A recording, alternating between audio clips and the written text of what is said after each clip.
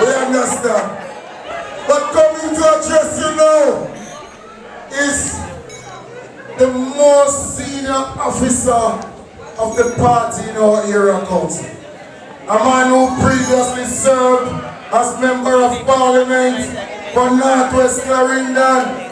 He's also served as a minister of state in our previous JP government. Help me welcome to address you now, Deputy Leader Michael Stern. 1 and verse 11. By this I know that you favor me, O God, for you never allowed my enemies to triumph over me. You make me stronger.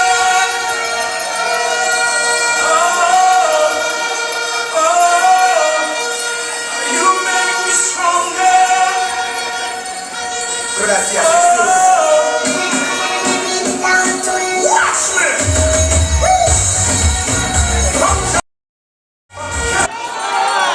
You ready? You're feeling stronger? You're feeling like you're active and strong? You ready for the thing? Yeah. Alright, when the leader is here, you can tell him. Labor rights. I have been through many elections with the leaders, the former leaders. Here at this year. Here at this year.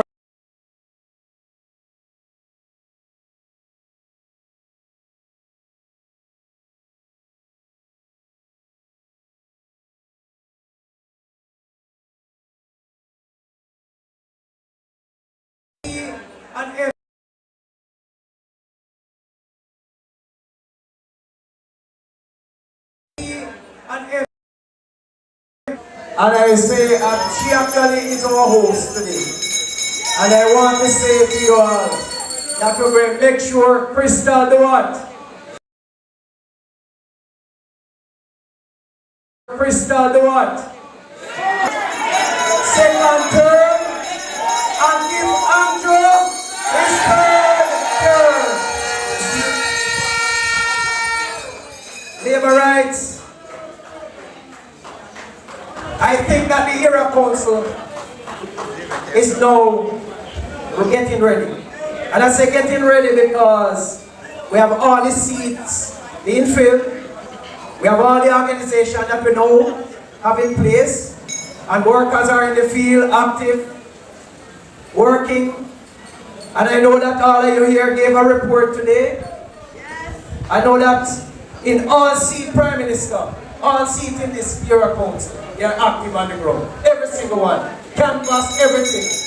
And our workers are in place. And I can still tell you, sir, that we are very competitive in those that you think we never used to win. Right? We are very competitive. We have Job Boss over there. We have Alien that we are going to tonight. We have also in Southeast. And we have Ian Hives over there. And I can tell you when you can't count out no seat in your culture this time. Because we are active and strong and we're ready to take it all. We're going to take it all. We're going for it all. So, labor right. I won't be long. But I want to say something. I want the passion. When you go there in the field, I want the passion from you. I want your passion. You heard some of the councils this morning. I want the workers have the passion. I want you to be focused. I want you to put in the hard work. I want you to put in the hard work.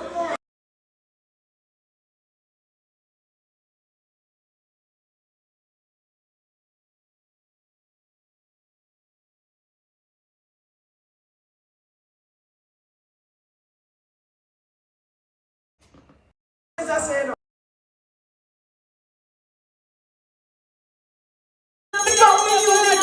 Commission that I know we're running water to retreat to the tune of $25 million. Right now, Free Hill, the community of Free Hill, where over 2,000 residents live, have water running right now. $120 million. What are you talking about? What they think to that is hard work, dedication, and persistence. Representation to that. Labor rights.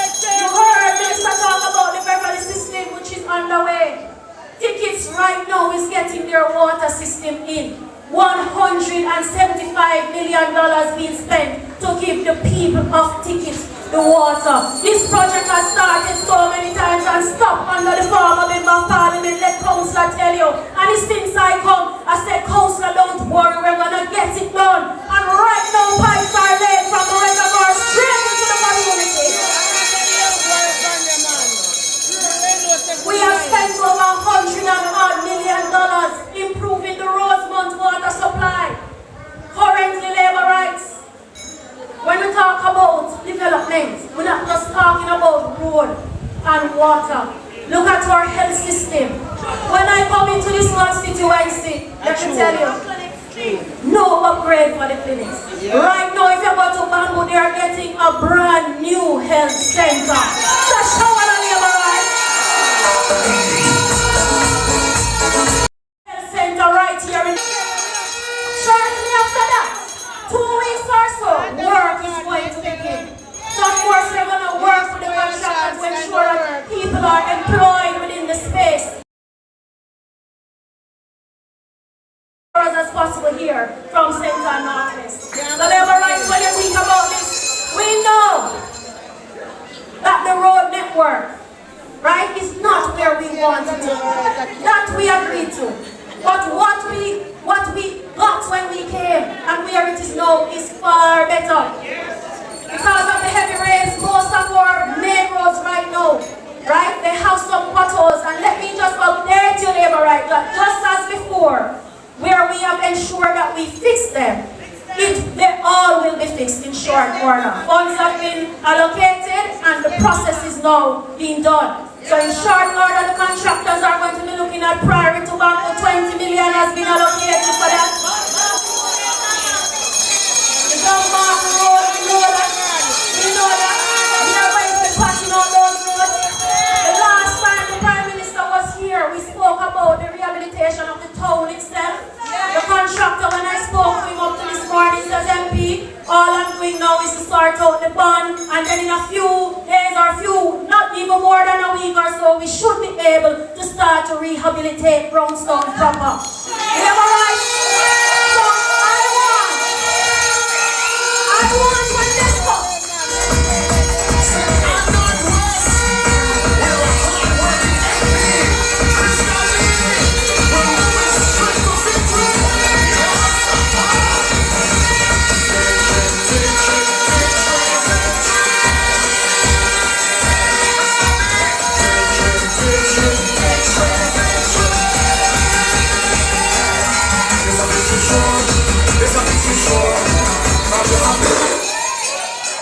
When you have God, it's a victory sure. Because you're putting God in front of everything that we do, labor rights. So no negativity or no lies or propaganda can conquer our work. So let them pretend that they don't see.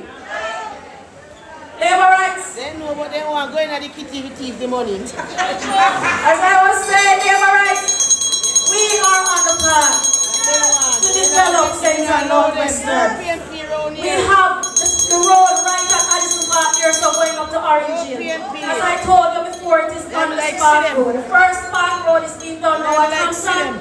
We soon deal with that. Short border. So all those holes will be taken out. Right? We're doing out. Right? We're doing out. For management purposes, we have a decentralized management of the country from a political standpoint. We have 4 area councils, and area council 3 is made up of several parishes, St. Anne being one of them. So we are bringing persons from Manchester, from Clarendon, and the centre. So all of those 3 parishes are here today. And I go through all of that so that people who are watching online, which our audiences are in the thousands, and who may not understand what this is, they may think of this as a political rally or a political big meeting. No, this is not quite a political rally or a political meeting. Who we have gathered in front of us are the workers of the party, some activists, and some of the central leadership of the party. So the people who are here, yes, they are our supporters, but more than that, they represent critical stakeholders. These are the persons who are in charge of PDs. These are the persons who do our canvassing and enumeration. These are the persons who make the machinery of the Jamaica Labour Party work. I made a statement at a similar meeting a few days ago, last week Sunday, and I pointed out that the distinction of the Jamaica Labour Party is that we have fans. We have people who are our fans, who like us, who work for us, but they are not fanatics.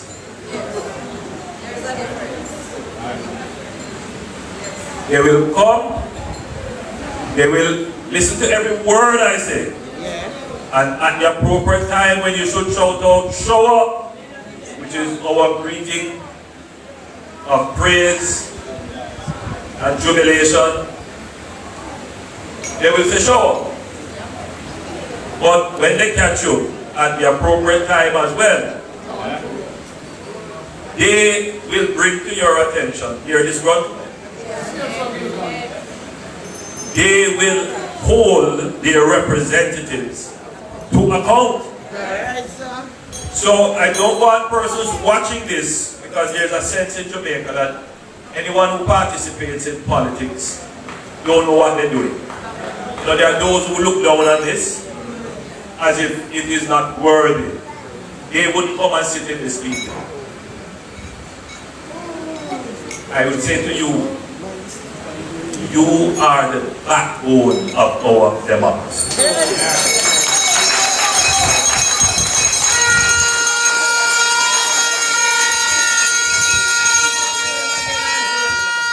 You will have people who talk theoretically on their verandas and in polite company about democracy, but they don't know how the democracy works. Without you coming inside here, and I have to sit down and write out what is it that I'm coming to tell you, without Crystal making sure that when she comes to report, listen to her presentation, telling you about water, clinic, road, all the things that matter to you. You don't come here to waste time. Granted, there are many persons on the outside eating and talking. You know, somebody from Manchester, bump up them friend from Clarendon, and they're out there talking and meeting the family of the Labour Party. But inside this room are people who are here on the business of the country.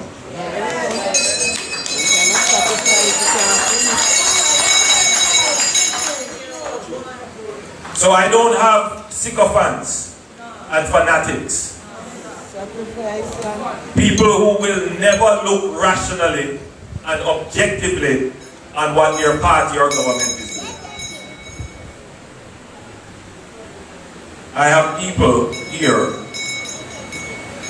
who are very objective. They will support their party, but they don't support foolishness.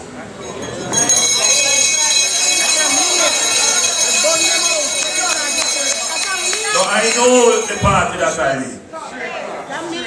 And I have had to say to everybody who is on the platform, when you come up, minimize the gimmickry. Yes, people going to want to dance and have fun. But at the end of the day, I want everyone in this room to leave here edified. I want you to leave here with knowledge lit inside of you. I want you to be empowered, because we are in a battle for the minds of the Jamaican people. A war of falsehood, lies and negativity is waged on the average Jamaican every single day. Manipulation and misrepresentation. And the average person sometimes is not in a position to be able to dissect and make sense of. And we have to be the ones to come up and stand up for the truth and the fact. Every one of you here is a candle. A candle that represents the work of the Jamaica Labour Party, that you have supported and elected, that you have held me to account, so that when I come here I am fearful that I have to have something meaningful to say to you. That is how our democracy remains strong. That is how our democracy works. You make our democracy work. So I never take it for granted that because you're all gathered here in your lovely green shirt and you jump in a celebratory mood and everything is well.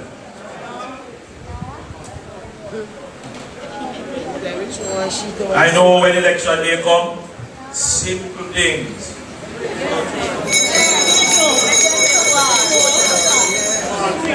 The vote is a very personal thing. And unless mentally you're prepared to go and give that vote, even a small little obstacle, that makes you jump.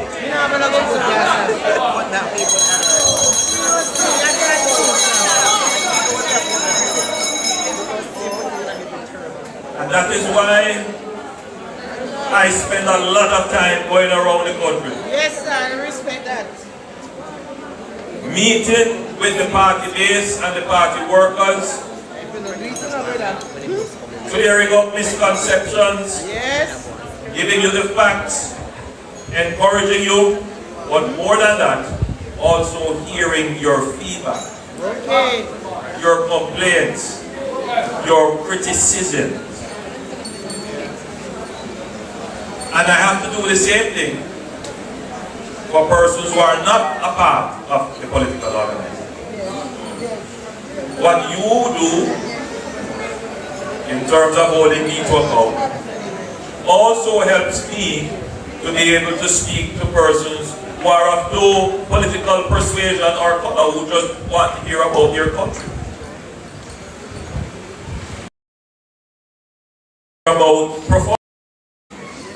And going around, not just meeting with our workers, but meeting with ordinary Jamaicans. yes, To engage them, because a lot of them look on politics with a great distaste. They feel politics, is not the best thing to be involved in. There's something wrong and negative about politics. But the worst thing is that there are a lot of Jamaicans who feel that politics is ineffectual.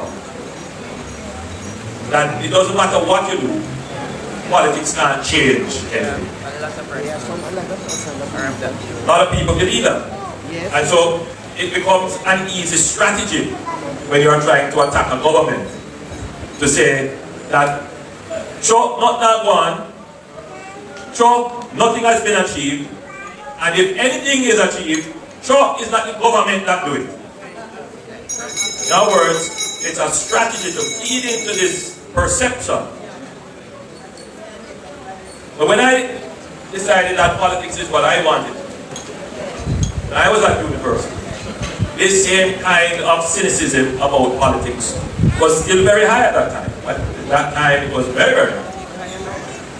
Many of my friends wanted to migrate and didn't see the value in participating in politics. I decided that I would make politics my life. Because I took the position that I can't leave it up to anyone. I can't abdicate that responsibility for my country to anyone. I can't run away and leave Jamaica up to anyone. And so my entire life I've spent changing politics. And just looking at this room, I can tell you that the politics has changed. People on this platform can tell you who come to hear a message, but it has changed now, because we are now seeing that Jamaica is making headways in our safety and security.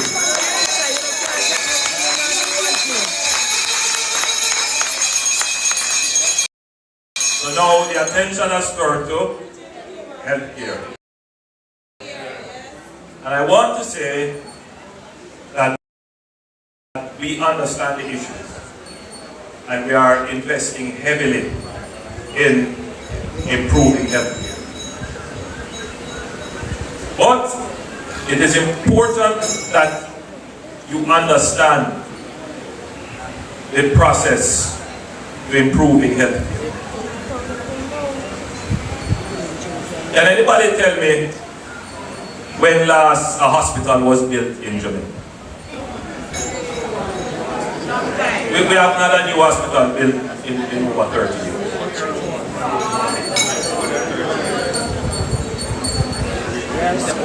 In fact, we have not any major investment in health infrastructure in over 30 years.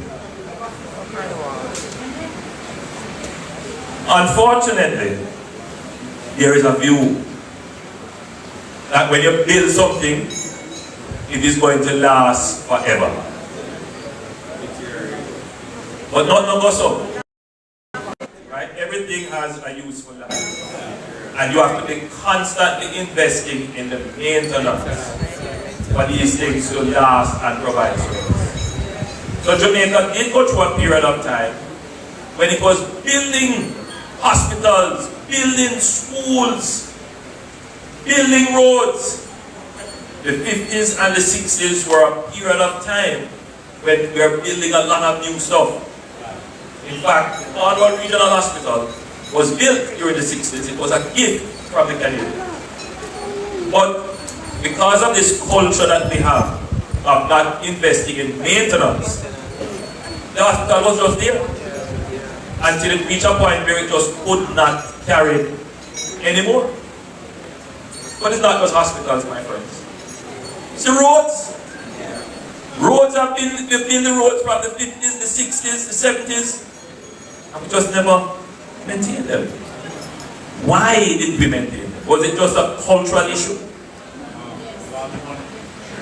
We did not have the money. Now again yesterday, going through another district, and a man stopped me again and he said, "Why? If you don't fix the road, I know." Hey! Road. So I asked him, "How long has this road not been fixed?" He said, "Boy, from the idea of the knee." He's an older man.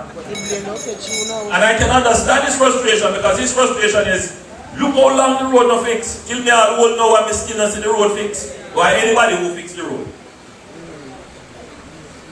Now, I'm sure all of you are sympathetic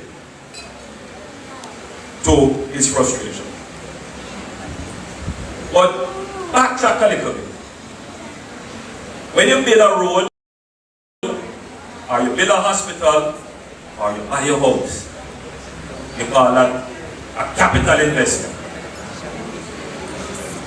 But if you don't paint your house, don't it look dreary after a while and the wall paint crack off? don't the roof end up leaking, you have to repair it? Okay. So you have to put aside money to make the house functional the same way. Well, what happens if you're not working? What happens if you lose your job and you don't have no income? Or what happens if you have to say, why the money when I have me, I have to go spend it on school fee, the house at the time. So then, that is what happened to Jamaica. In the 1970s, Jamaica went on an escapade, a fanciful journey, and lost its economy. Whenever I use this word economy, people say, "Sure, yeah, big up that. That no matter to me. Economy can't yam." Oh. The point of fact is, you can't yam unless you have an economy.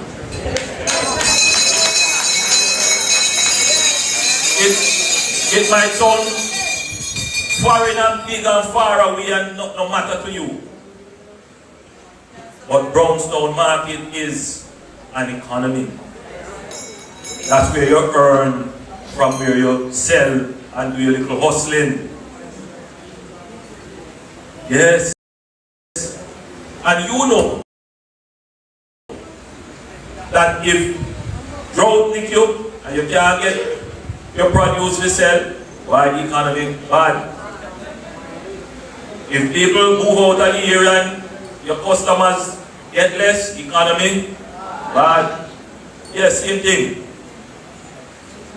And if the parish council don't manage the market well and the town well, the economy gets bad. Same thing. If the government don't manage the economy well, your hospital get bad, your road get bad, your water supply get bad. So when I took over this government, my first order of business was to fix the economy. First order of business. And what we wanted to do was, one, make sure that we paid down our debt. Now, can you imagine, in your household, you go borrow, and your income for the year can't pay back the loan. You're in debt. And every month, you have to take the money where you're supposed to spend on school fee and pay the debt. Every month, the money where you're supposed to take and fix the roof, you have to pay the debt. But once you finish paying the debt, that money that you used to pay, you have it now, don't it? And you can do things with it. So the first order of business is to reduce the debt. A way in which we measure the debt, we look at how much you owe compared to how much you produce. So in Jamaica, when we took over, we owed 130% of what we produce. So that means if we take everything what we produce and pay off the debt, we still owe 30%. Today, your government that I administer on your behalf, we pay down the debt. The debt is now 68% compared to what we produce every year. So now we can pay off the debt, literally, and we still have 32% left to use.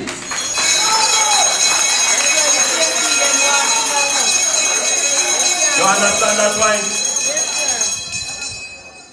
PMP never do it. No, sir. And then go and go and go right now. Them run up the debt during FinSac, create all kind of bad policy, but we bring the debt down. And we're going to continue to bring the debt down so that we have more resources.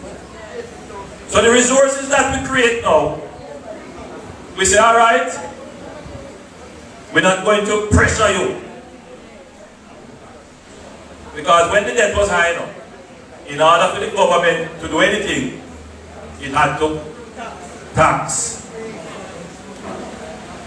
And between 2012 and 2015, the government raised over $34 billion in taxes from the people. So we say, all right, we're going to reduce the debt, but we're not going to become a burden on the people with new taxes. I have been your Prime Minister for just over 9 years. We have brought to you 10 budgets. And the net effect of those budgets is that you will pay no new tax.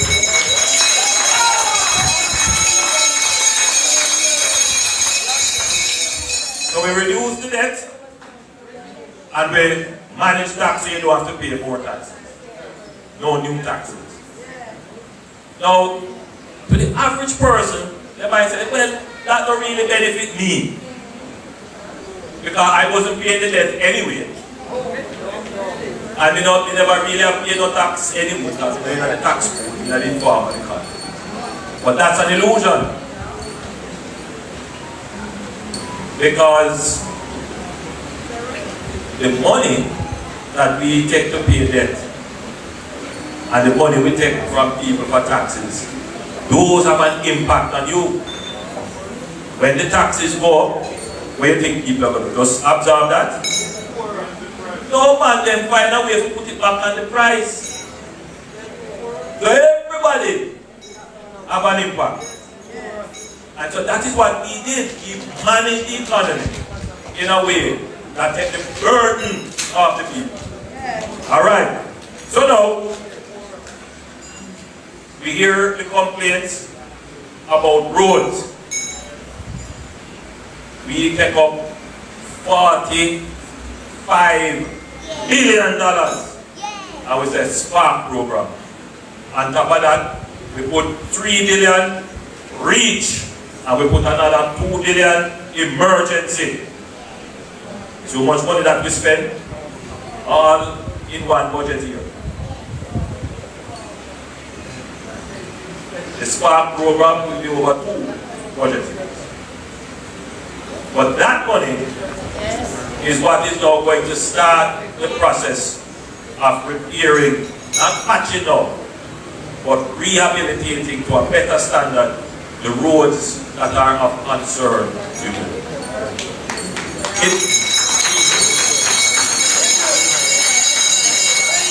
It can happen in 1 year. The road them are mashed up for over 50 years now. So it's not a snap of a finger and overnight. But what you should pay attention is whether or not the government can sustain a program of rehabilitation and maintenance.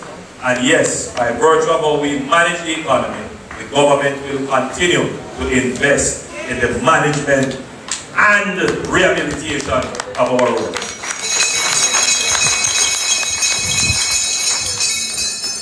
And that is why we were able to take on the rehabilitation of the Cornwall Regional Hospital. As bad as some people might say, the service challenges that exist in some of our hospitals, we have invested in our hospitals, even in St. Anne's Bay. But notice, we have to be strategic too. We have to invest in what is called primary health care.